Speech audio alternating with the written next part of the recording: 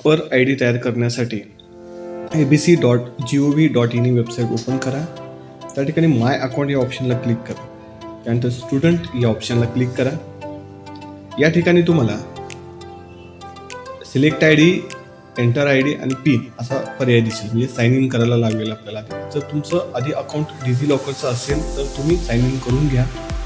जर तुमचं डिजिलॉकरचं आधी अकाउंट नसेल तर आपल्याला न्यू युजर ज्या ठिकाणी साइन अप या ठिकाणी आपल्याला क्लिक करावं लागेल आपल्याला. मग आपण नवीन युजर तयार करून घेऊ. या ठिकाणी आधार कार्डला लिंक असलेला मोबाईल नंबर या ठिकाणी एंटर करा.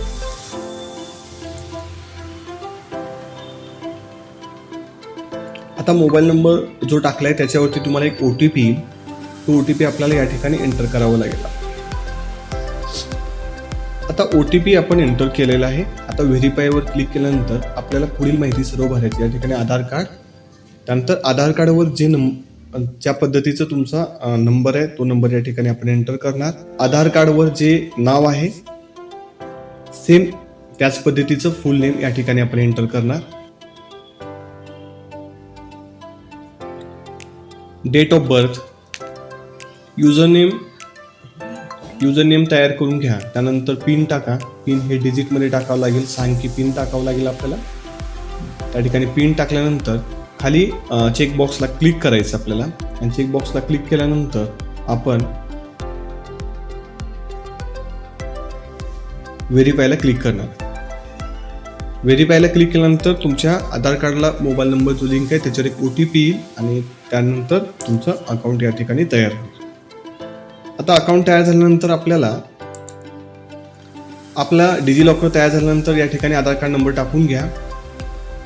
त्यानंतर पिन टाका. त्यानंतर 2 चेकबॉक्स त्याला क्लिक करा आणि साइन इनला क्लिक करा. आता तुमच्या मोबाईलवर पुन्हा एक OTP येईल. तो OTP या ठिकाणी आपल्याला एंटर करावा लागेल. त्यानंतर साइन इन या बटनाला क्लिक करा. त्यानंतर तुम्हाला या ठिकाणी अकॅडमी बँक क्रेडिट एक फॉर्म येईल. या ठिकाणी पर्पजच्या ठिकाणी फक्त आपल्याला सिलेक्ट करायचं. त्या ठिकाणी भरपूर ऑप्शन्स आपल्याला दिसतात. त्या ठिकाणी आपण फक्त ननला क्लिक करणार. अलाउला आपण क्लिक करून घेणार आहोत. ननला क्लिक केलं, अलाउला क्लिक केलं. आपण क्लिक केल्यानंतर तुम्हाला या ठिकाणी पुन्हा एकदा आयडेंटिटी टाईपमध्ये जायचं आणि त्या ठिकाणी परत नन या ऑप्शनला क्लिक करायचं आणि सबमिट ऑप्शनवर क्लिक करायचं. केल्यानंतर तुमचा अप्पर ID तयार झालेला दिसेल. फोटो डॅशबोर्डला क्लिक करा. त्या ठिकाणी तुम्हाला तुमचा फोटो दिसेल आणि त्या ठिकाणी तुम्हाला तुमचा अप्पर ID तयार झालेला दिसेल. या पद्धतीने तुम्ही अप्पर ID तयार करून घेऊ शकता. धन्यवाद.